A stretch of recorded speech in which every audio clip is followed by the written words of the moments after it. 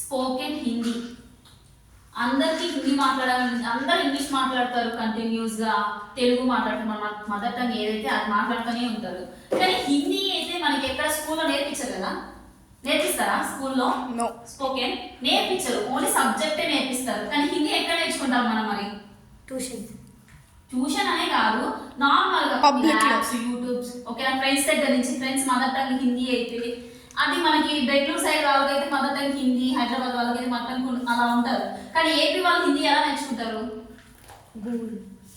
యూట్యూబ్లోనే నేర్చుకోవాలి, లేదంటే ఎవరైనా తెలిసిన వాళ్ళ దగ్గర నేర్చుకోవాలి వాళ్ళకి వచ్చు అనుకుంటే.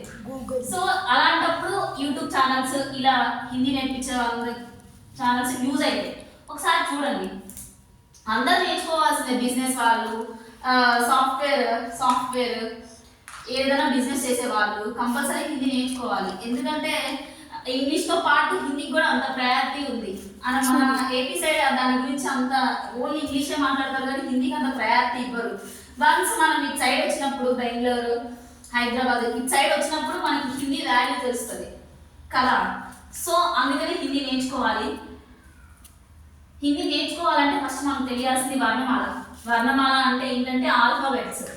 ఆ నుంచి జ్ఞా వరకు, అంటే ఏబిసిడి ఎలా అయితే మనం ఇంగ్లీష్లో నేర్చుకుంటామో హిందీలో కూడా వర్ణమాల అలా నేర్చుకోవాలి. So next సర్వనామ. ప్రొనౌన్స్ ఇంగ్లీష్లో ఉంటాయి కదా, I, we, he, she, Karthik ఉంటాయా లేదా? సో అలానే హిందీలో కూడా సర్వనామం ఉంటాయి. My, hum, Tum.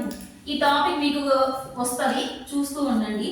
కారక్. నెక్స్ట్ కారక్ ఏం నేర్చుకోవాలి? కారక్, కేస్. విభక్తులు ఉంటాయి కదా హిందీ, తెలుగులో ఉంటాయి కదా, భూములు, ప్రథమ విభక్తి.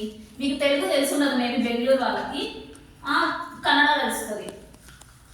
తెలుగు వాళ్ళకైతే బాగా అర్థమవుతుంది కారక్ అనగానే, విభక్తులు అనగానే. సో ఈ టాపిక్ మనం నేర్చుకోవాలి. ఇంకా క్రియ, వెబ్స్, వెళ్ళడం, రావడం, కూర్చోవడం, తినడం, నిద్రపోవడం, యాక్షన్ వెబ్స్. ఇవన్నీ హిందీలో కూడా ఉంటాయి, అవి నేర్చుకోవాలి. ఇంకా కొన్ని టాపిక్స్ ఉన్నాయి, ఇవి అన్నీ కనుక మీకు తెలిస్తే హిందీ అర్థం చేసుకోవడం ఫస్ట్ అర్థమవుతుంది. ఏ టాపిక్ పెట్టినా మీరు చదవగలుగుతారు, సో నేర్చుకోగలుగుతారు. ఫస్ట్ ఇవి నేర్చుకోవాలి. ఇంకా ఒక 4 ఉన్నాయి. ఫస్ట్ ఇవి నేర్చుకున్న తర్వాత దీని కంటిన్యూషన్ వీడియోస్లో వస్తుంటాయి. మీకు కనుక వీడియో నచ్చినట్టయితే లైక్ చేయండి, షేర్ చేయండి, సబ్స్క్రైబ్ చేయండి. Thank you guys.